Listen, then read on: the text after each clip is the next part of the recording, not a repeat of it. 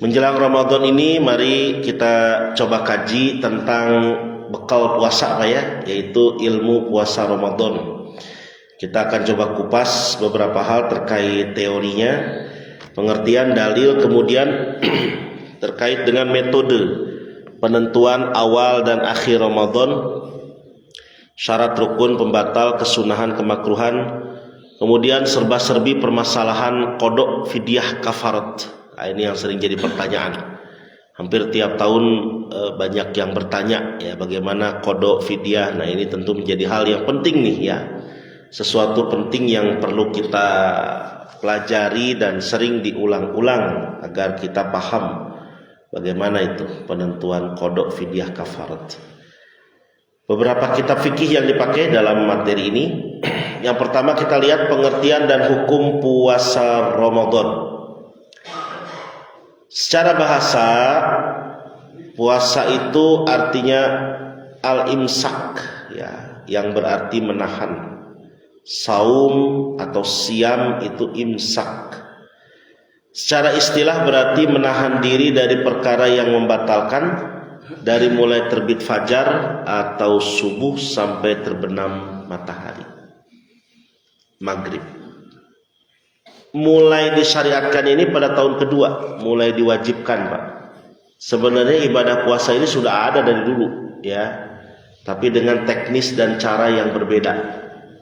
Yaitu di awal-awal disyariatkan itu puasa masih mengikuti cara puasa terdahulu, yaitu dengan dari maghrib ke maghrib begitu Pak. Itu banyak sahabat yang nggak kuat, akhirnya mereka mengeluh kepada Rasul dan dibatalkan cara seperti itu. Akhirnya dari subuh ke maghrib. Dan ini termasuk salah satu dari 5 rukun Islam. Hukum puasa Ramadan adalah fardu ain, wajib per orang, bukan kolektif. Seperti sholat jenazah kan itu kolektif. Kalau Ramadan, puasa Ramadan ini fardu ain, kewajiban personal, tidak dapat diwakilkan, tidak dapat dibadalkan ya. Meninggalkannya tanpa udzur dosa besar. Terdapat ketentuan nanti mengenai qada fidyah dengan syarat dan ketentuannya berlaku ya. Ini tentu edukasi kepada masyarakat. Insya Allah Pak, kita yang udah biasa ke masjid ya, nggak akan ninggalin puasa Ramadan. Hanya sangat miris ketika nanti di Ramadan kita jalan ke pasar kemana, itu banyak yang alhamdulillah pada buka puasa Pak ya, gitu ya, di warung-warung makan ya, dia ngerokok apa segala macam, pakai peci lagi Pak itu. Aduh ya, kalau dibilang sakit kok ada di pasar gitu ya. Kalau dibilang dia musafir ya rumahnya dekat Ciwaringin gitu ya. Jadi aneh Pak itu. Nah, itulah tentu edukasi dari kita nih, sama-sama saling mengingatkan tentang masalah puasa Ramadan itu setara dengan istilahnya rukun Islam lain, sholat, zakat, ya, haji. Itu sesuatu yang memang penting kita jaga. Dalilnya Pak, untuk puasa Ramadan ini sebenarnya bukan cuma satu ayat yang kita tahu, cuma ayat 183 doang Al-Baqarah ya. Tapi dia tuh rangkaian Bapak Ibu, rangkaian panjang ayat-ayat puasa. Kayak kereta dia tuh, gerbong. Dia tuh 183 sampai 188. 183 saya nggak cantumin ayatnya, tapi ambil maknanya aja ya. 183 itu isinya perintah amr. 184-nya mengenai rukhsahnya, keringanan, dispensasi buat orang yang nggak mampu puasa, buat orang yang sakit, safar, itu gimana perlakuan itu di 184. 185 keutamaan Ramadan, syahrul Ramadan alladzi unzila fihil Quran. Itu keutamaan Ramadannya. Kemudian 186 ini meskipun gak bicara langsung tentang puasa, tapi isinya nyangkut dengan puasa Pak, yaitu kedekatan Allah kepada hambanya. Ketika kita lagi puasa, Allah tuh dekat sekali. Ya, makanya di situ diceritakan, ya, di ayat itu dijelaskan, kalau ada hambaku bertanya kepada Muhammad tentangku, katakan fa inni qarib, aku dekat. Nah, ketika lagi puasa kita tuh dekat. 187-nya Pak, ketentuan teknisnya. Itu tadi ayat 187 ini menghapus kebiasaan puasa sebelumnya dari maghrib ke maghrib. Tapi disitulah dibatalkan dengan 187 dengan bahwa puasa itu dari subuh sampai dengan maghrib saja. Dan malam boleh berhubungan suami istri. Malam boleh makan dan minum. Ya. Nah, 188-nya Pak, ini nyambung nggak nyambung ya. Tapi disebut nggak nyambung, dia itu ayat sendiri Pak. Yaitu larangan memakan harta secara batil. Ini masih rangkaian ayat puasa Pak. Karena 189-nya bicara tentang hilal bulan Zulhijjah, tentang ibadah haji lah. Nah ini 188 nyempil sendiri ayat tentang jangan memakan harta satu sama lain dengan cara batil. Kalau disebut dia ayat haji jauh gitu ya, disebut ayat puasa nggak ada hubungan, tapi ternyata ini dimasukkan dalam rangkaian ayat puasa Pak. Apa ini? Ini hikmah. Hikmah dari puasa itu adalah diharapkan seseorang jangan korupsi, gitu. Diharapkan ya, gitu. Diharapkan setelah dari puasa dia itu bisa menjaga diri dari perbuatan ngutil, mencuri dan sebagainya. Nah ini tentu ayat ini bisa kita kaji Pak. Silakan nanti bapak-bapak baca 183 sampai 188, itu rangkaian panjang ayat puasa. Lanjutannya tentu sebagai hadis-hadis ya. Riwayat Imam Bukhari Muslim, rukun Islam yang 5, salah satunya puasa. Hadis riwayat Bukhari Muslim, ampunan bagi orang yang puasa Ramadan karena iman dan mencari pahala. Man shoma Ramadan imanan wahtisaban ghufira lahu ma taqaddama min dzanbi.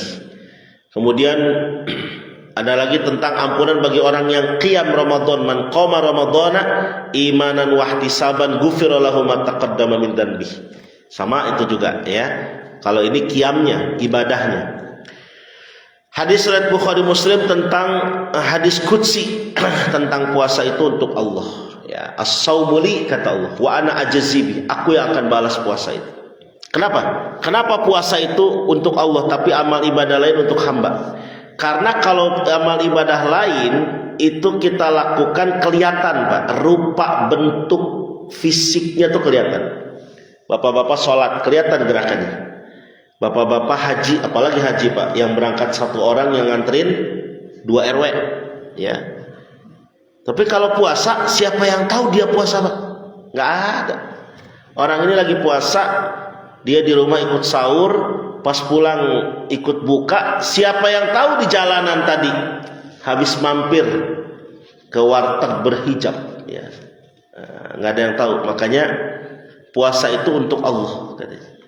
Aku yang akan balas langsung. Nah kemudian penentuan awal dan akhir Ramadan, ini yang sering menjadi pembicaraan dan kemungkinan tahun ini akan terjadi perbedaan. Untuk awal, bahkan diprediksi akhir juga begitu. Ya, ada metode-metodenya Pak. Setidaknya ada 4 metode kita menentukan awal dan akhir Ramadan. 1, hisab. Apa ini hisab? Hisab itu menentukan awal akhir bulan Qamariyah dengan perhitungan matematis astronomis. Secara matematis ya, namanya hisab. Hisab ini ngitung, matematik. Dihitung di atas kertas Pak, segala macam dihitung. Selagi belum kiamat, yang namanya peredaran matahari dan bulan itu akan konstan, setiap tahunnya sama posisinya. Maka dengan hisab itu bisa diprediksi Ramadan tahun 2100 itu udah bisa diprediksi Pak, kapan tanggalnya. Ramadan 2200 itu udah bisa diprediksi. Walaupun yang orang yang memprediksinya 2200 udah nggak ada Pak. Itu hisab, ngitung secara matematis, astronomis. Ini bagian dari ilmu falak. Nah ada lagi yang kedua, metode ru'yat. Kalau ru'yat ini menentukan awal dan akhir bulan Qamariyah dengan melihat kemunculan bayi bulan ya. Jadi bulan masih dalam umur muda, awal bulan sabit muda. Yang namanya apa istilahnya bulan sabit muda itu disebutnya hilal. Jadi ru'yat itu melihat hilal itu bulan sabit muda. Jadi dilihat muncul nggak bulan sabit muda itu setelah tenggelam matahari di tanggal 29 Sya'ban. Kalau muncul berarti besok udah mulai puasa, malam itu tarawih. Tapi kalau belum muncul maka besok itu masih 30 Sya'ban dan malam itu belum mulai tarawih. Begitu Pak, itu ru'yat. Ada lagi metode istikmal, menentukan awal dan akhir bulan Qamariyah dengan menggenapkan bilangan bulan sebelumnya menjadi 30 hari karena hilal tidak berhasil terlihat. Ini sebenarnya masih rangkaian dari metode ru'yat tadi. Ya, kalau memang hilal terlihat ya udah nggak usah istikmal digenapkan. Kalau hilal terlihat ya, kalau hilal terlihat tidak usah digenapkan. Kalau hilal tidak terlihat maka dia digenapkan. Istikmal namanya. Nah, ada lagi metode imkanur ru'yah. Ini metode awal dan menentukan awal dan akhir Ramadan dengan kriteria derajat. Kalau pakai hisab itu kan menghitung saja, Pak. Kalau pakai ru'yat ngelihat doang.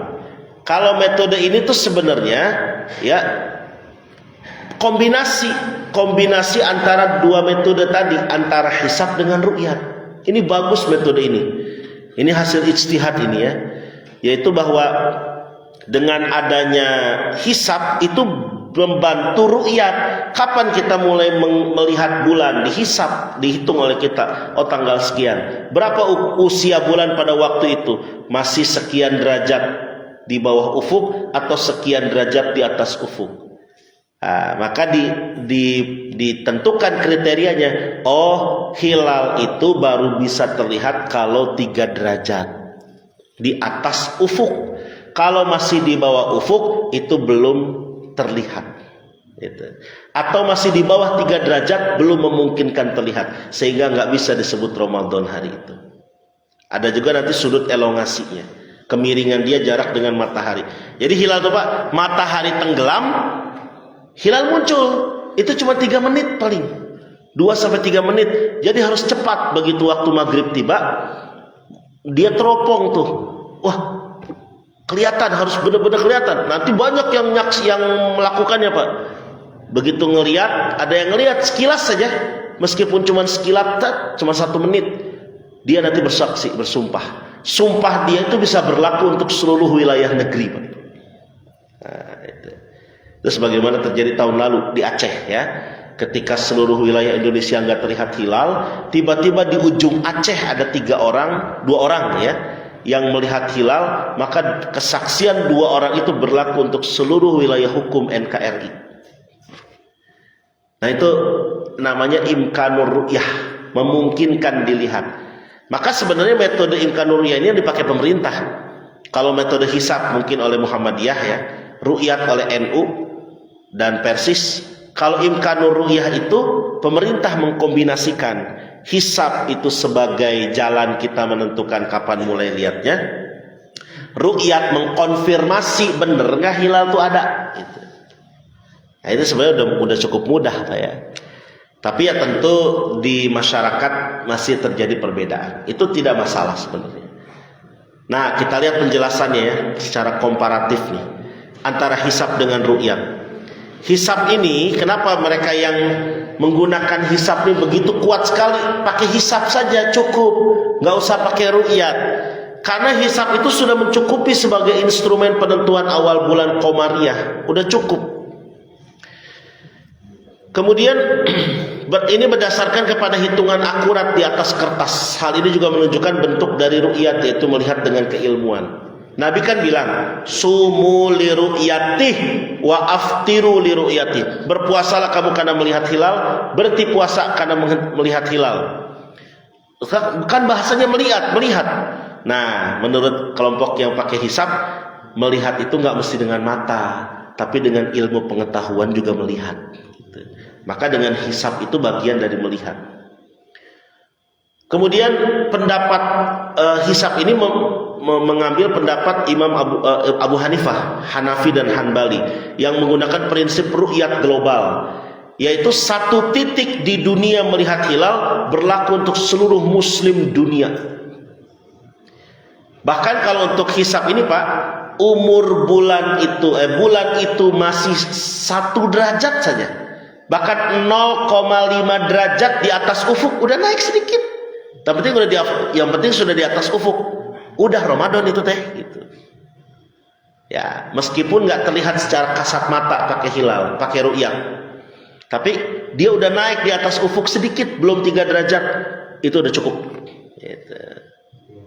Ya, nah maka Muhammadiyah itu seperti Muhammadiyah ya, itu menetapkan 1 Ramadan itu lebih awal karena yang penting umur bulannya udah naik. Dan lagi pula di ujung Alaska nanti pada tanggal 17 Februari di Alaska itu sudah terlihat hilal 3 derajat di atas ufuk. Maka karena satu negara wilayah muka bumi sudah melihat hilal, berlaku untuk seluruh muslim dunia, begitu Pak. Ya. Kriteria wujudul hilal, hakiki terdapat hilal nyata tanpa derajat kalau untuk Muhammadiyah itu. Bukan tidak patuh terhadap ulil amri. Kalau misalkan dibilang, oh Muhammadiyah nggak turut pemerintah dong. Enggak Pak, bukan begitu ceritanya. Muhammadiyah itu menetapkan bahwa yang namanya ulil amri itu bukan, dalam hal ini bukan hanya pemerintah, tapi orang yang pakar dalam ilmu falak itu juga ulil amri. Ya, orang-orang yang ngerti dalam ilmunya. Maka disitulah ya Muhammadiyah akan menggunakan metode itu. Dan nanti pada tanggal 18 Februari mereka mulai puasa. Ya. Nah, bagaimana untuk yang ru'yat? Untuk yang ru'yat ini berpendapat bahwa hisab saja belum cukup. Ya, hisab itu belum cukup. Ru'yat hadir untuk membuktikan. Memang secara hitungan matematis hilal itu sudah muncul, tapi dikonfirmasi dengan penglihatan mata, bener nggak itu teh? Mengambil tekstual hadisnya. Hadis kan bilangnya ru'yat, ya. Ini pendapat Imam Syafi'i, Pak. Yang mana Imam Syafi'i itu berpendapat ru'yat itu sifatnya regional, lokal. Wilayah negeri aja. Enggak seluruh wilayah muka bumi. Maka kriteria imkanur ru'yat memungkinkan terlihat di kisaran 3 derajat di atas ufuk dan 6 derajat sudut elongasinya. Sesuai dengan tekstual hadis ru'yat dan bagian dari taat kepada ulil amri. Jadi kan teksnya tadi bunyinya gimana? Sumu li ru'yatih wa aftiru li ru'yatih. Berpuasalah saat melihat hilal dan berhenti puasa saat melihat hilal. Kalimatnya jelas, melihat. Udah jelas, nggak usah pakai ditafsirkan macam-macam. Ya. Nah, lagi pula taat kepada pemerintah, ini lebih baik. Jadi dua-dua pendapat ini Pak, mau nanti yang tanggal 18 atau kalau ternyata pemerintah menetapkannya belakangan tanggal 19, dua-duanya punya dalil. Ya, yang nggak punya dalil adalah yang tidak puasa. Nah itu dalil ya tadi. Ya. Jadi dua-duanya silakanlah ya. Tapi sih kalau kita melihat tadi imkanur ru'yah dari pemerintah itu sebenarnya sudah komparasi Pak. Maka lebih baik memang sih dalam hal ini kita mengambil yang digabungkan kombinasi yang dari pemerintah itu. Nah sekarang kita lihat tentang puasanya. Syarat rukun dan pembatal puasa Ramadan. Syarat wajib muslim ya. Jelas nih, non muslim enggak wajib ya. Tapi kalau pengen ada teman kita Pak Ustadz pengen ikut-ikutan puasa boleh nggak? Non muslim boleh. Boleh aja. Tapi belum wajib, tidak wajib buat dia. Berakal. Balik. Anak kecil nggak wajib Pak, tapi diajar. Mampu, ya, mampu berpuasa. Itu syarat wajib. Kemudian syarat sahnya muslim. Nggak, kalau non muslim selain tidak wajib tidak sah lagi. Ya, tapi kalau buat pelatihan dia siapa tahu besok lusa masuk Islam nggak apa-apa. Berakal ya, ya sudah mah tidak wajib, tidak sah lagi. Mumayyiz, ya ini harus mumayyiz itu bisa membedakan mana baik mana buruk. Anak kecil walaupun belum wajib Pak, tapi kalau sudah bisa bedain mana kanan mana kiri, mana kopi mana enteh, ya, itu dia sah puasanya. Tapi belum disebut wajib. Non musafir syarat sahnya, kalau bapak itu sebagai musafir dikasih pilihan, gitu ya, mau lanjut puasa boleh. mau berhenti puasa itu sah dan boleh gitu. Suci dari haid dan nifas. Jangan solehah teuing ya. Ketika lagi haid tetap hayang puasa gitu. Nah, kemudian yang tidak kalah penting itu mengetahui sudah masuk Ramadan. Ini bagian dari syarat sahnya. Kemudian rukun puasa, Pak. Rukun puasa cuma 2. Satu niat, yang kedua imsak.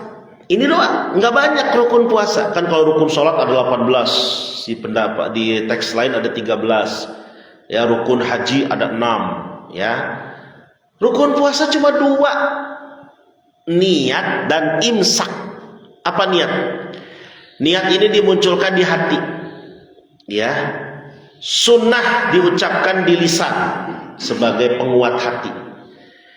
Khusus saum Ramadan wajib dimunculkan niat itu pada malam hari, maksimal sebelum subuh setiap harinya menurut mazhab Syafi'i. Jadi kalau untuk saum Ramadan karena wajib ya, itu jangan dimunculkannya setelah subuh, tapi sebelum, Pak. Sebelum sholat subuh itu udah dimunculin.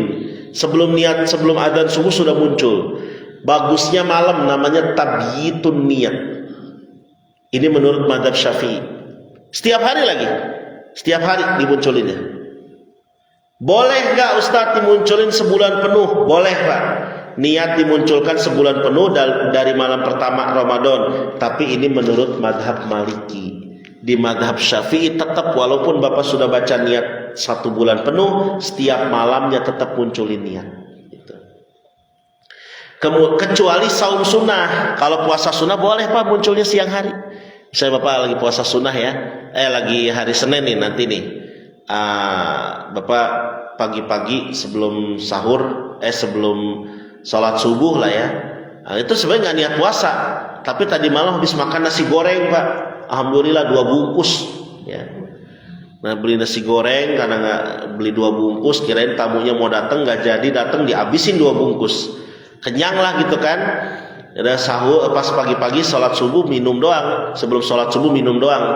Ya, ada minum ke air persiapan subuh. Begitu beres sholat subuh ditawarin sarapan. Enggak, masih kenyang tadi malam.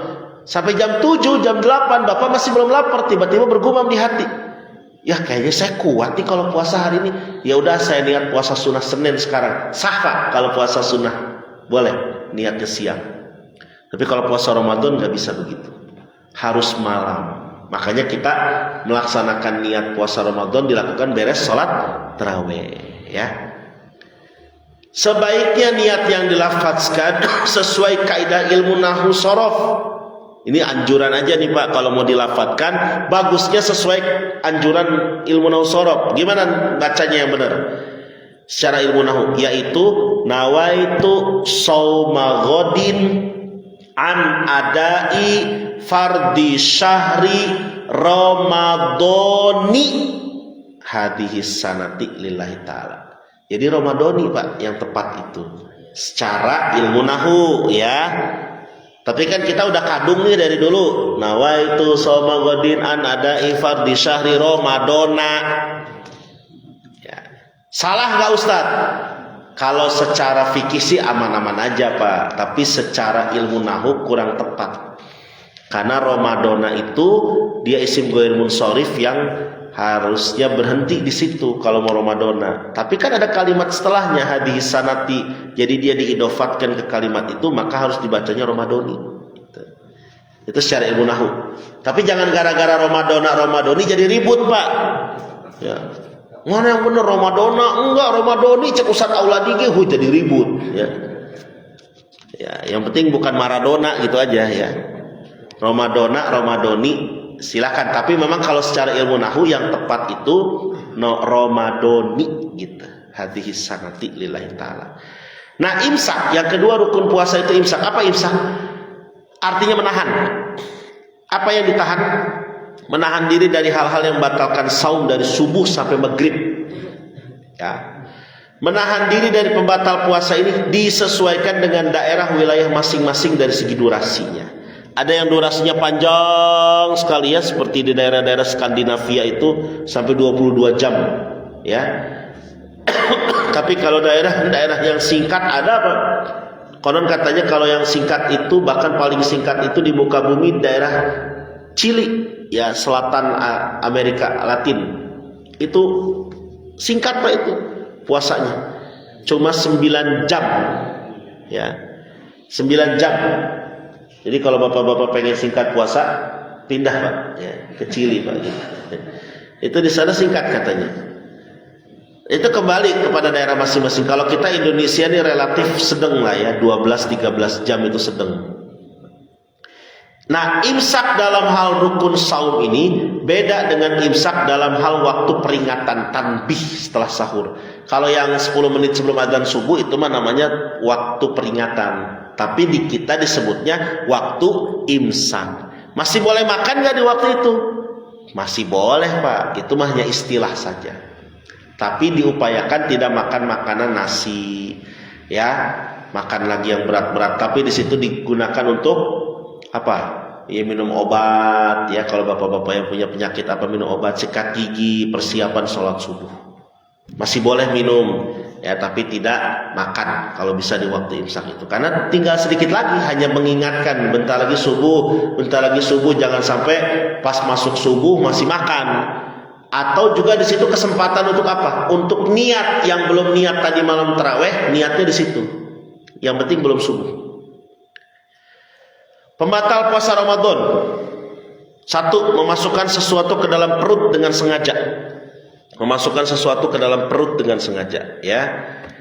Apapun itu dengan sengaja. Kalau tidak sengaja tidak Pak ya.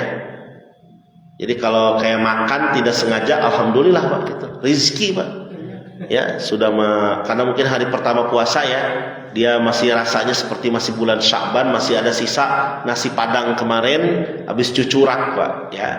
Pagi-pagi dia makan, dia nggak ngeh aja. Alhamdulillah udah habis 2 piring dan udah bersendawa terap, baru ngomong Pak, alhamdulillah. Saya lagi puasa ya Allah gitu ya. Nah, mudah-mudahan lupanya tiap hari pakai begitu Pak ya. Ini nggak batal Pak kalau nggak sengaja. Yang batal itu jika ada kesengajaan. Kemudian masuk sesuatu ke dalam kepala, mata, kuping, hidung, ya, cairan-cairan itu dihindari oleh kita. Karena kalau masuk ya batal. Ya. Bahkan untuk beberapa bagian seperti mengorek-ngorek bagian lubang, ngorek kuping, ngorek hidung, itu kalau masih permukaan, belum masuk ke dalam, itu masih boleh. Tapi kalau sudah terlalu dalam, kalau kuping itu sampai ada rasa gurih Pak, itu bisa batal. Kalau cuma pegang-pegang kuping luar doang itu, digitu-gitu doang enggak. Tapi kalau sudah masuk dalam pakai korek kuping yang itu apa? Bulu ya, bulu ayam dulu mah, ya. Atau pakai korek kuping yang besi itu, yang ada kerokannya itu. Masuk gurih langsung kerasa merinding, itu batal, terlalu dalam. Ada yang nanya kalau inhaler gimana Ustadz? Inhaler itu kalau tidak terlalu berlebihan dan hanya aromanya saja tidak batal. Ya, seperti kita nyium aroma masakan aja. Ya. Tapi kalau terlalu dalam, dicolok ke dalam, nah itu bisa menyebabkan minimal makruh dan lebih jauh batal. Menyuntikkan sesuatu dari 2 jalan, kubul dan dubur. Ya, masukin sesuatu dari kubul, masukin sesuatu dari dubur, batal. Ya. Jadi kalau lagi puasa itu masukin obat dari dubur Pak, batal udah. Ya. Muntah dengan sengaja, kalau tidak sengaja tidak batal. Mudik misalnya nanti nih, akhir-akhir Ramadan kan mudik nih. Mudiknya jauh Pak, alhamdulillah, dari Menteng Asri ke Ciomas Pak. Ya. Baru nyampe jembatan Loji muntah Pak misalnya, nggak sengaja, nggak apa-apa Pak, nggak batal. Ya. Kemudian yang kelima, hubungan intim. Nanti ada ketentuannya ya. Hubungan intim ini kafaratnya cukup berat kalau dilakukan melalui kemaluan. Maksudnya kenapa Ustaz pakai rinci melalui kemaluan? Yang namanya hubungan pasti lewat kemaluan. Kalau cuma sekedar cipika-cipiki, peluk-pelukan doang, nggak sampai masuk kemaluan Pak, itu nggak batal. Ya. Tapi yang batal itu sampai terjadi jima. Keluar air mani karena bersentuhan. Jadi kalau keluar air maninya tanpa sentuhan tidak batal. Misalnya gimana? Mohon maaf, ini agak sedikit vulgar ya. Ketika ada seorang anak muda lah ya, anak muda dia belum nikah, dia mungkin nonton video porno siang-siang Ramadan. Batal nggak puasanya nonton video porno? Tidak batal Pak. Kecuali kalau nonton video pornonya sambil menikmati es loder Pak, gitu ya. Dia ini nonton video porno, terus mohon maaf mungkin saking ya panasnya dia nonton, kemaluannya berdiri dan langsung keluar air mani tanpa disentuh sama dia Pak, itu nggak batal puasanya itu ya. Tapi kalau dosanya sih dosa ya, hanya dia nggak batal itu. Jadi kalau yang batal itu kalau disentuh, kalau dia masturbasi atau dia disentuh oleh istrinya, disentuh oleh sentuhan, digesek-gesekkan baru batal. Nah, ini begitu sampai ke situ arahnya Pak ya. Jadi keluar air mani karena sentuhan. Kemudian head batal nih ya. Makanya itu headnya 5 menit sebelum adzan maghrib Pak. Masya Allah itu. Langsung dihitung 1 hari Pak itu. Nifas, gila yang gimana Ustaz? Bukannya tadi orang berakal itu tidak wajib puasa. Ini gilanya gila yang sekali-kali itu ya Pak. Gila yang apa namanya? Ya karena obatnya habis ya. Obatnya habis. Dia gila, pas lagi gilanya kambuh, batal. Murtad, keluar dari agama Islam ya. Meskipun cuman sekali-kali, bukan sekali-kali. Jadi dia bukannya keluar murtad sepenuhnya, tapi dia cuma bergumam gitu. Tiba-tiba dia langsung meyakini kayaknya Tuhan yang benar adalah ini. Astagfirullah, ya saya ngomong begitu. Disertai keyakinan penuh ya dia ngomong gitu. Maka langsung istighfar, dia syahadat lagi, login lagi, dia udah batal puasanya Pak. Gitu. Jadi jangan main-main ya. Ini 10 nih, 10 pembatal puasa Ramadan. Kemudian kita lanjut ke sunnahan puasa Ramadan dan kemakruhannya. Sunnah puasa yang terkait ibadah puasanya. Jadi sunnah puasa bukan nanti ada kaitan dengan taraweh, tadarus, itu mah lain, itu pelengkap. Yang paling inti di sini adalah yang dimaksud sunnah di sini, sunnah yang terkait ibadah saumnya Pak. 1, takhirus suhur, mengakhirkan makan sahur.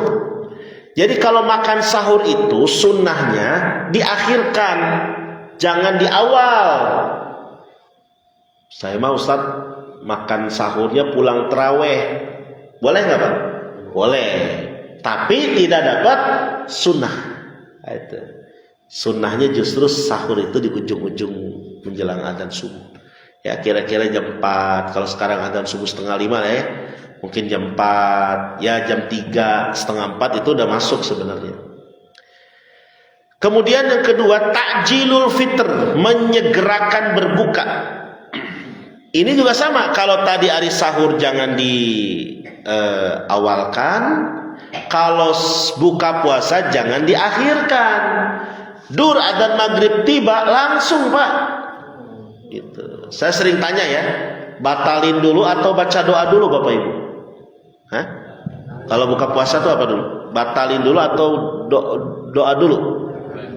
Batalin dulu. Bismillah lah ya. Minum ya, korma ganjil Pak. 1, 3, 7, 11 ya. 2, 3 udah kayak tarawih aja tuh. Ya, ganjil. Nah, udah gitu baru Allahumma lakas sumtu wa bika amantu wa ala rizqika aftartu. Ada lagi yang pakai dhahabat dhama'u wa btalatil uruq wa thabatal ajru, silakan. Itu doa. Jadi begitu, batalin dulu baru doa. Karena itu sebagai bentuk takjil. Jangan begini, Ustaz saya mah yang nambah pahala. Kunaon Bu? Kunaon Pak? Saya mah nanti buka puasanya habis tarawih aja. Itu enggak dapat puasa sunnah, enggak dapat sunnah Pak.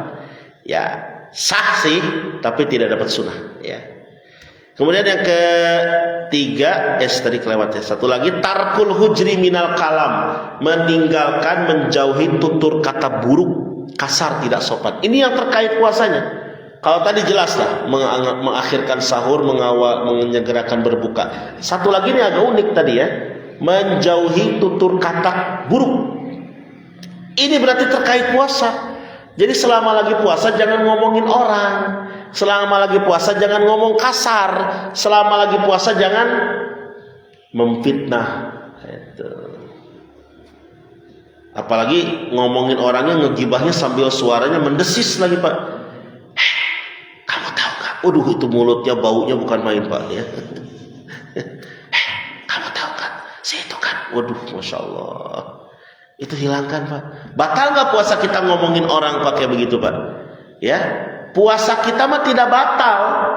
Kecuali kalau Bapak ngomongin orangnya di warung bakso Pak Amir, ya, nah, itu batal. Tapi kalau di ngomongin orang, puasanya nggak batal secara fikih Pak. Tapi yang batal itu dan mungkin berkurang setidaknya adalah pahala. Nah, kemudian yang makruh saat puasa, ini lagi-lagi kemakruhannya terkait ibadah puasanya.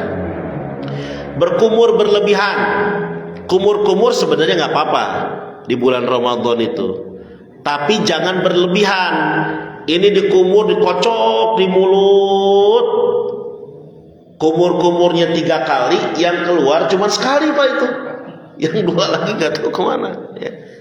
Nah, ini berlebihan. Hati-hati tuh, bisa jadi batal. Ya. Makanya dianjurkan sih kalau memang kita takut nantinya ketelen, untuk sholat zuhur dan asar, sholat duha, sholat zuhur, sholat asar, pas wudhu di waktu-waktu sholat itu mungkin nggak usah pakai kumur-kumur, ya, karena kan kumur-kumur kan juga sunnah masuknya. Takutnya Pak, tadi kumur-kumurnya itu nanti ada yang ketelan. Bersiwak juga sama setelah zuhur, setelah waktu zuhur dianjurkan tidak bersiwak. Udah, biarin mulut kita bau, ya, karena di sisi Allah itu seharum minyak kasturi. Kemudian berbekam, suntik, walaupun berbekam ini tidak membatalkan, suntik tidak membatalkan kalau di tangan ya, itu tapi ada kemakruhan.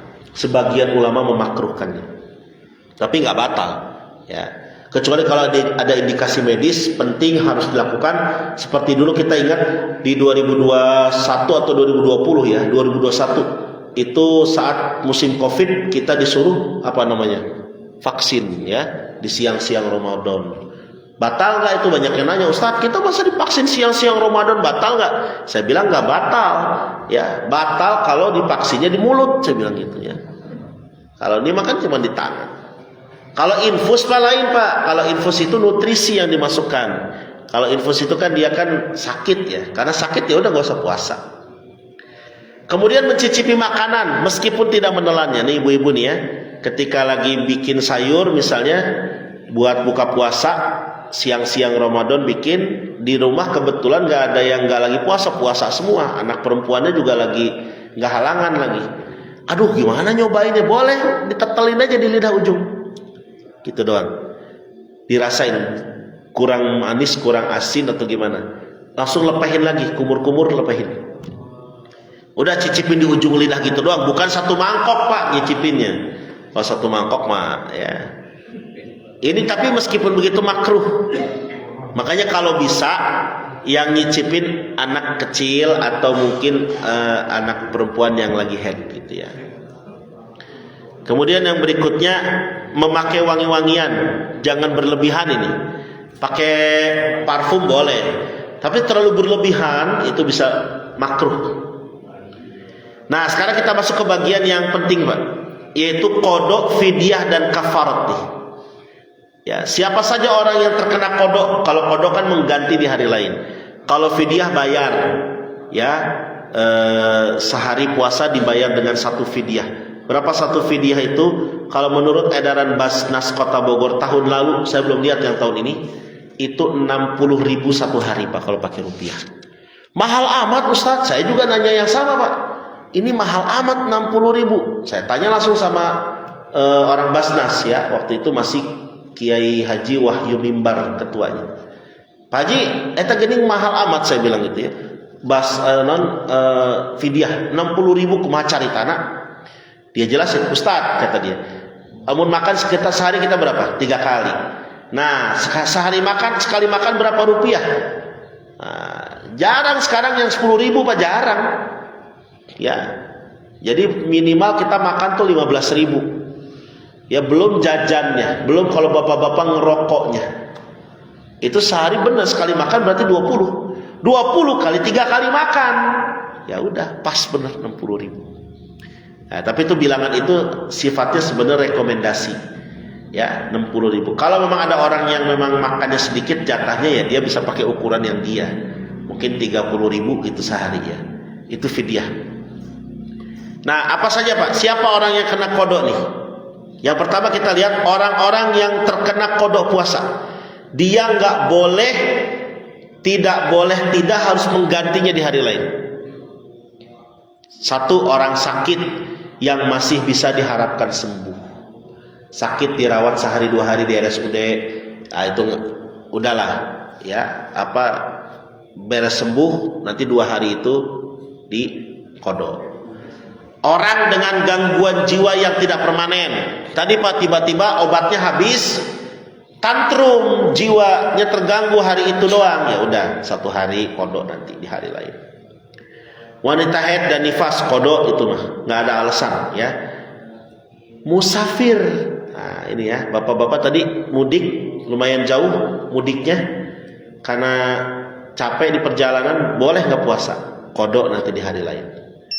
Terus ibu hamil dan menyusui yang mengkhawatirkan dirinya dan anaknya jika tetap berpuasa. Ini penting nih catatannya ya.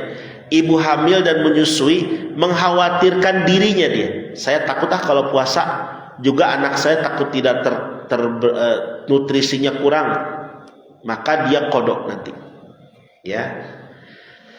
Lalu sengaja membatalkan puasa, ini mah jelas kodok dan istighfar lagi, taubatan nasuha ini.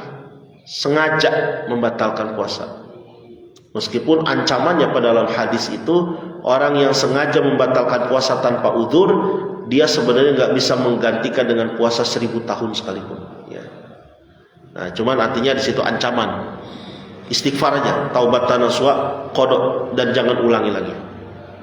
Terus ada yang unik Pak, pekerja berat yang tidak sanggup melanjutkan saum ini. Pekerja berat yang dia nggak ada pekerjaan lagi selain itu, tukang bangunan, ya, itu dia nggak ada pekerjaan lagi. Kalau dia nggak lanjutin cara dia, pekerjaan dia bisa nggak makan di rumah, anak istrinya nggak makan, itu madorot buat dia. Maka dia tetap puasa aja. Tapi nanti di tengah-tengah siang dia nggak sanggup, batalin. Cuman kodok di hari lain. Nah ini keringanan buat dia Pak. Hanya saja pastikan di hari lain lagi dia nggak lagi begitu juga. Nanti setelah Ramadan dia kerjaan tambah banyak. Entah puasa kos gitu Pak. Nah maka disiasati. Satu siasatnya adalah kalau bisa kerjanya diubah jadi malam. Gitu. Kedua ya yang dia lakukan itu kalau bisa dia cari pekerjaan lain, cari pekerjaan lain. Ya. Atau jangan ngambil proyek di bulan Ramadan itu lebih bagus buat dia. Kemudian lupa berniat di waktu malam, ini juga harus kodok. Lupa niat di waktu malam, kodok puasanya. Kemudian Pak, ada orang yang terkena fidyah doang. Kalau ini fidyah doang tanpa kodok, siapa dia? Orang sakit yang tidak dapat diharapkan kesembuhannya, udah parah sakitnya, udah nggak bisa ngapa-ngapain, rebaan mulu. Itu mah udah fidyah doang. Kemudian orang tua renta yang tidak sanggup puasa, sama ini juga orang yang udah tua, puasanya udah susah, cukup fidyah saja. Nah satu lagi, orang yang wafat dan masih mempunyai utang kodok saum, maka dibayarkan fidyahnya oleh ahli warisnya, baik dari hartanya si almarhum maupun dari harta anak-anaknya sebagai ahli waris. Itu. Ini yang fidyah doang. Jadi nggak ada fidyah doang ini orang yang jak-jak, nggak ada Pak. Orang yang sakit udah nggak diharapkan sembuh, orang jompo, tua renta, atau orang yang sudah wafat. Itu yang fidyah doang. Ada lagi yang double, kodok dan fidyah sekaligus. Siapa dia? Satu, ibu hamil dan menyusui yang mengkhawatirkan anaknya jika tetap puasa. Dia tidak mengkhawatirkan dirinya dan anaknya, dia mengkhawatirkan anaknya doang. Kalau saya puasa, anak saya kasihan banget. Maka karena dia mengkhawatirkan anaknya saja Pak, dia terkena double, kodok dan fidyah sekaligus. Siapa lagi? Orang yang menunda kodok saum padahal tidak ada uzur hingga bertemu Ramadan tahun berikutnya, dia wajib kena fidyah selain tetap wajib bayar dengan kodok. Misalnya gini, dia punya utang tahun lalu Pak 3 hari, 3 hari doang. Dia entar puasanya entar. Sampai Sya'ban. Ketemu Sya'ban ini udah susah mau puasa, Pak. Kenapa? Loba ting cucurak. Susah dia mau puasa. Akhirnya sampai masuk Ramadan, 3 hari yang tahun lalu belum dibayar. Ya udah dia puasa Ramadan aja sekarang. Nah 3 hari yang kemarin tetap harus dikodok nanti habis Lebaran. Dan 3 hari itu selain dikodok setelah Lebaran nanti, dia harus bayar kafarat karena keterlambatan mengkodoknya. Begitu. Makanya ingetin nih Pak nih anak perempuan kita, ya istri mungkin atau siapa yang masih haid, yang masih punya utang wayahna bayar supaya masuk Ramadan nggak tenang dia gitu, nggak usah bayar tambahan kafarat atau fidyah. Kemudian yang ketiga, orang yang berhubungan suami istri dengan sengaja di siang hari. Ini selain kodok, dia bayar kafarat. Apa kafaratnya? Memerdekakan hamba sahaya. Udah nggak ada zaman sekarang. Pilihan keduanya, puasa 2 bulan berturut-turut. Boro-boro puasa 2 bulan, sebulan aja nggak sanggup Ustaz. Ya udah, satu lagi apa? Memberi makan 60 fakir miskin alias bayar fidyah. Itu 60 fakir miskin. Ya tadi misalkan 60.000 kali 60 berapa tuh Haji? 60.000 kali 60 berapa? 3.600.000 Pak. Astagfirullah. Mendingan beli baju baru kayak begitu mah ya. Daripada berhubungan suami istri. Gak sabaran amat sih. Makanya siang-siang wayahna kudu sabar. Istri lagi rebaan, jangan sampai dilakukan sesuatu bahaya Pak. Kata istrinya, tahan Pak, jangan, ntar aja pas adzan maghrib. Boleh nggak? Boleh Pak. Kalau udah adzan maghrib mah, tapi repot nanti kudu mandi junub dulu, ribet ya. Malam aja udah pulang taraweh gitu. Jadi di situ ini orang yang hubungan suami istri itu kodok plus bayar kafaratnya. Nah yang terakhir, orang yang tidak kena kodok, tidak kena fidyah Pak. Ini enak nih. Nah, mudah-mudahan ya kalau ada yang pengen kesini silahkan aja ya. Siapa dia yang tidak kena kodok dan tidak kena fidyah Pak? Satu, anak kecil yang belum balik, bapak punya cucu diajar puasa cuman setengah hari, nggak kena kodok Pak itu mah, nggak usah bayar fidyah kan belum balik. Kedua Pak, ini Pak kalau mau nih orang dengan gangguan jiwa permanen. Ini kalau pengen nggak termasuk orang yang bayar kodok dan bayar fidyah, mangga nomor 2 ini. Gangguan jiwa permanen itu nggak usah bayar kodok, nggak usah bayar fidyah. Kalau tadi gangguan jiwa sekali-kali dia bayar kodok. Satu lagi yang ketiga, orang kafir asli ya. Emang ada kafir palsu? Nggak begitu ceritanya Pak. Kafir asli ini maksudnya tulen. Dia nggak pernah masuk Islam sama sekali, artinya nggak pernah. Bukan juga orang yang musyrik, bukan orang munafik, bukan. Kafir asli, non muslim asli. Itu nggak ada kodok, nggak ada fidyah. Kesimpulan, puasa Ramadan adalah kewajiban pokok bagi muslim, ya termasuk salah satu rukun Islam. Tujuan utama puasa bukan hanya menahan lapar dan haus, tapi melatih pengendalian diri. Penentuan awal akhir Ramadan memiliki beragam metode. Ada hisab, ru'yat, istikmal, imkanur ru'yah. Perbedaan ini menunjukkan keluasan fikih. Jadi jangan dilihat perbedaan itu sebagai pisau yang tajam, bukan Pak. Justru dia itu luas, sesuatu yang luas. Ya, namun umat diarahkan untuk menjaga persatuan, bagusnya sih mengikuti keputusan ulil amri. Syarat rukun dan pembatal puasa telah dijelaskan secara rinci, menegaskan bahwa niat dan imsak adalah inti. Jangan lupa tuh, rukun puasa 2 itu. Niat di malam hari dan menahan diri. Sementara pembatal puasa mencakup tindakan fisik maupun kondisi tertentu. Kesunahan dan kemakruhan memberi panduan agar puasa lebih sempurna. Mengakhirkan sahur, menyegerakan berbuka, menjaga lisan, menghindari hal yang bisa mengurangi kesempurnaan puasa. Kodok, fidyah dan kafarat bentuk keringanan sekaligus tanggung jawab. Jadi jangan cuma lihat Islam ringannya doang. Di situ juga punya tanggung jawab. Ya kalau belum kodok ya kodok lah. Masih ada waktu hari kok 11 hari lagi. Ya bayar aja gitu ya. Kemudian benang merah puasa Ramadan adalah ibadah yang menyatukan dimensi spiritual, sosial dan hukum dengan fleksibilitas bagi yang berhalangan serta dorongan untuk menjaga persatuan umat dalam perbedaan. Saran, tingkatkan pemahaman fikih puasa. Pelajari jangan hanya hukum wajibnya tapi juga hikmahnya. Banyak sekali Pak ya hikmah dari ibadah saum itu.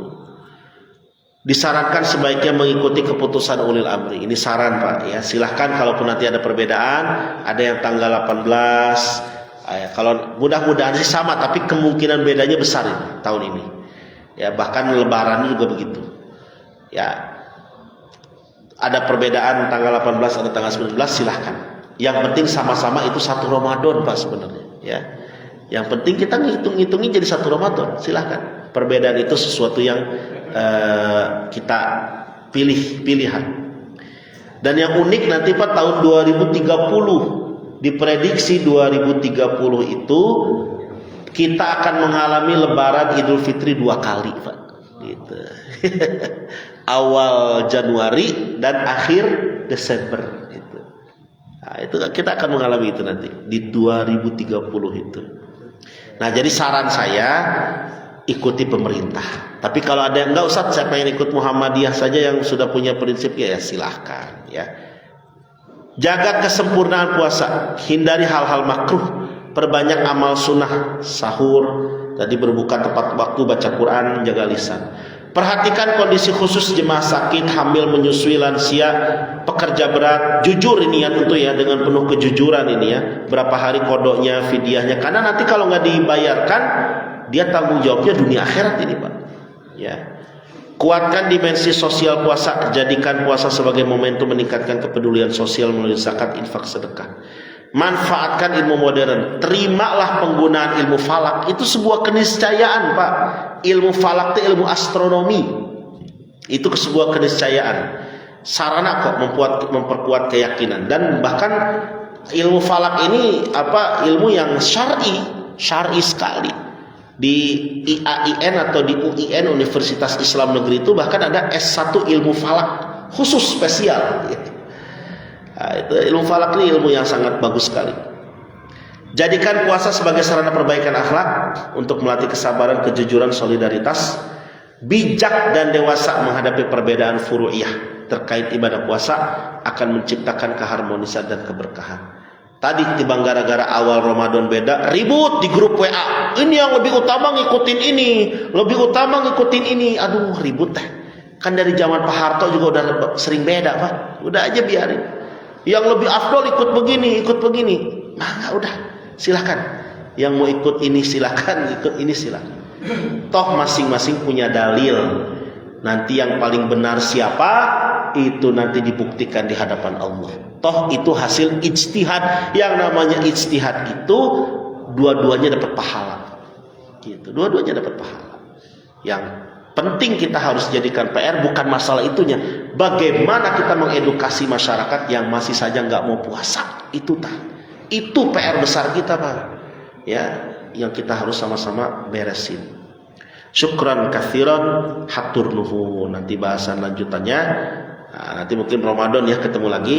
Itu tentang kita bahas zakat, infak, sedekah dan hal-hal lain insyaallah. Silakan sebelum ditutup barangkali ada yang ingin dikemukakan. Mangga Pak. Taubat nasuha. Taubatan nasuha itu apa sih? Sebenarnya Pak, taubat itu harusnya dan memang idealnya semua taubat itu adalah nasuha, walaupun tanpa disebut nasuha.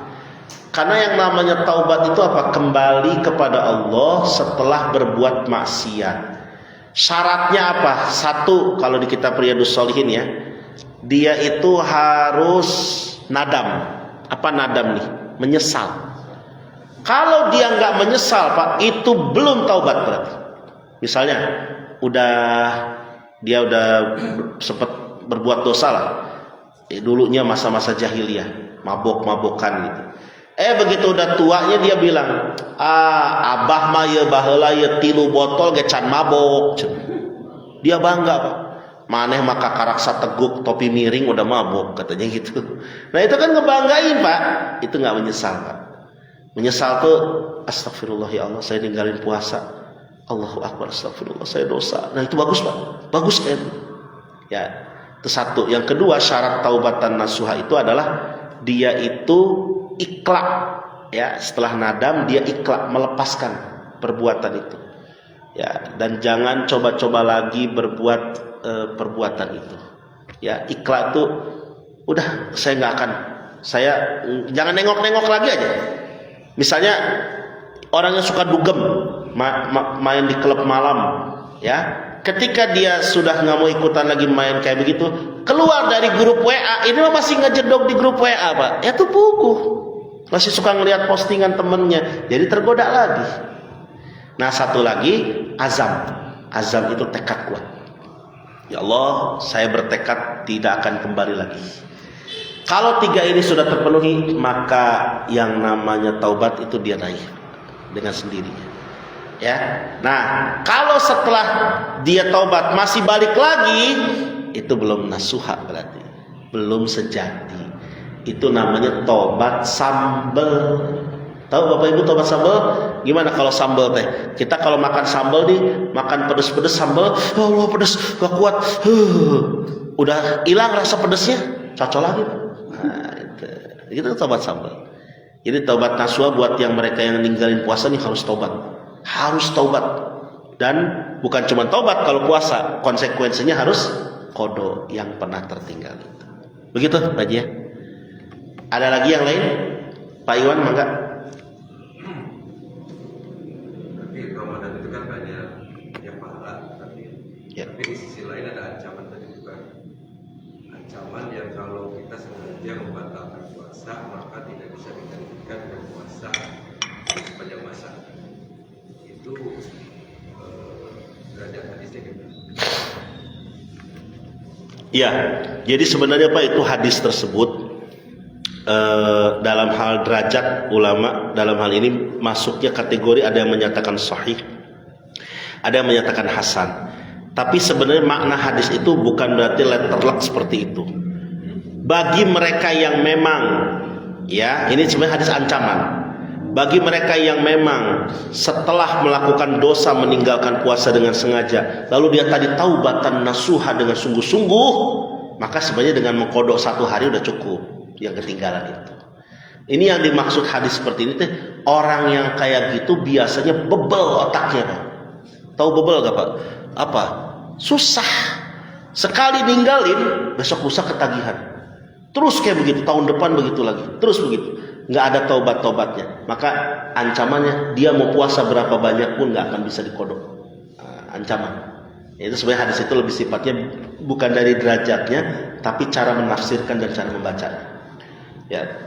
Jadi sifatnya ancaman buat mereka yang masih kayak begitu, nggak ada taubat-taubatnya, silahkan. Tapi nggak akan pernah bisa menggantikannya sampai kapan.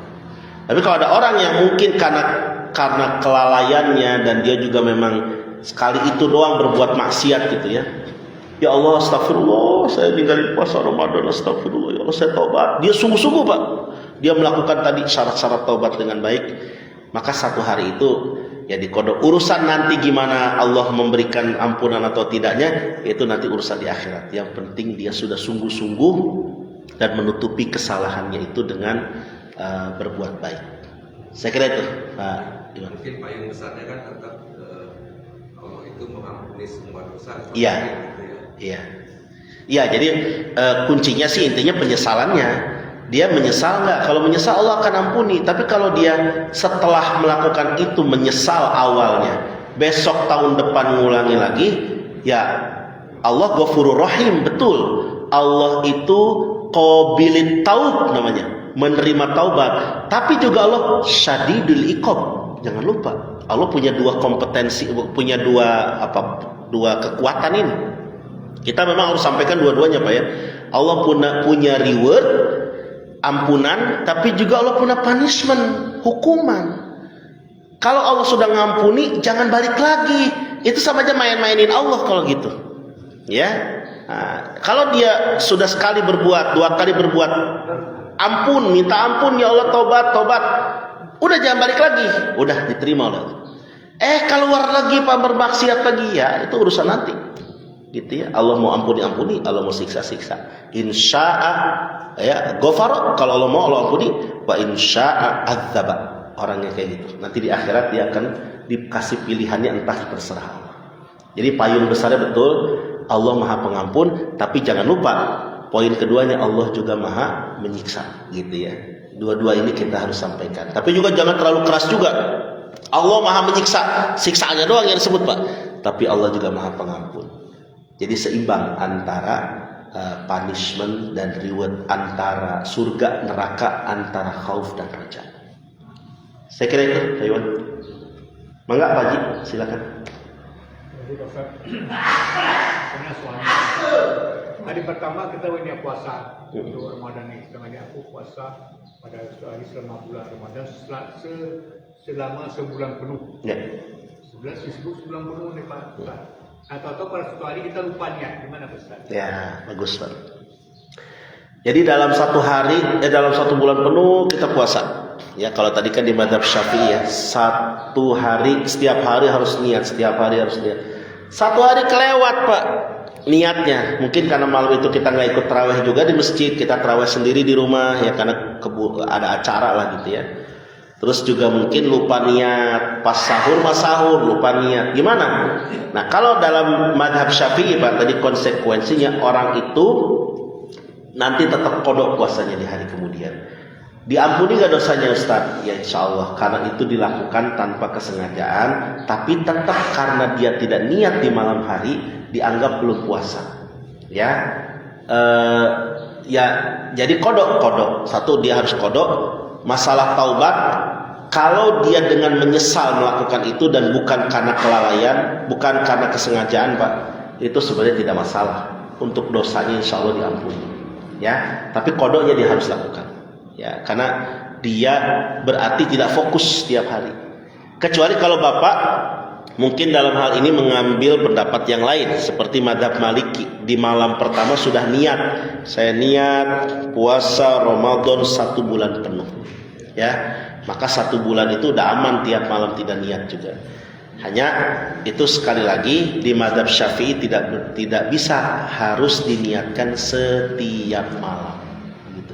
Jadi nggak apa-apa Pak, bukan nggak apa-apanya, maksudnya dia itu tidak sampai berdosa besar karena kelalaian. Ya, tapi dia tetap harus bayar kodok karena meski bagaimanapun dia tidak fokus dia beribadah. Seperti niat aja, niat sholat. Bapak kan kalau niat sholat, Allah, tangan ngangkat, mulut ngucap Allah, di hati nggak muncul, itu nggak sholat berarti Pak. Gitu. Sepanjang yang dia kerjakan sampai salam itu belum dianggap sholat. Seperti itu Pak Haji ya. Ya, ini kan bukan kita sengaja lupa Pak, tapi Ya. kan Pak umur nih kan. Iya. Atau umur lupa. Tetap berlaku seperti itu.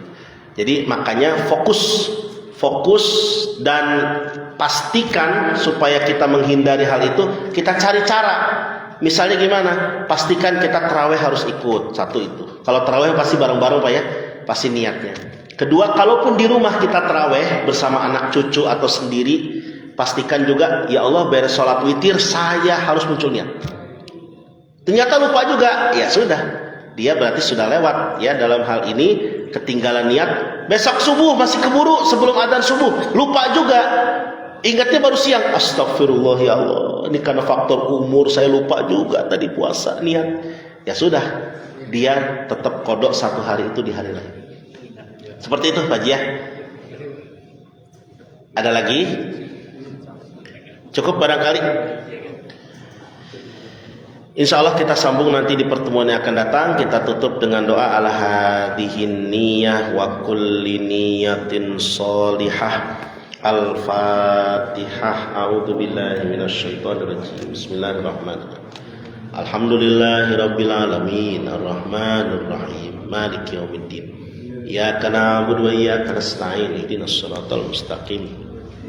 Shiratal ladzina an'amta 'alaihim ghairil maghdubi 'alaihim waladdallin. Amin ya Allah ya rabbal alamin. Alhamdulillahi rabbil alamin. Allahumma lakal hamdu wa ilaikal mustaka wa antal musta'an wa la hawla wa la quwata illa billahil aliyyil azim. Allahumma shalli wa sallim ala sayyidina Muhammad adada kulli da'in wa dawa. Allahumma anfa'na bima 'allamtana wa 'allimna ma yanfa'una wa zidna ilman nafi'an. Walhamdulillah ala kulli halin wa na'udzubillah min syarri ahwali ahlin nar. Rabbana atina min ladunka rahmah wa hayyi lana min amrina rasyada. Rabbi yassir wa la tu'assir Rabbi tammim bil khair. Rabbana atina fid dunya hasanah wa fil akhirati hasanah wa qina adzabannar warzuqna jami'an husnal khatimah. Wa sallallahu ala sayyidina Muhammadin wa alihi washabbihi wasallam.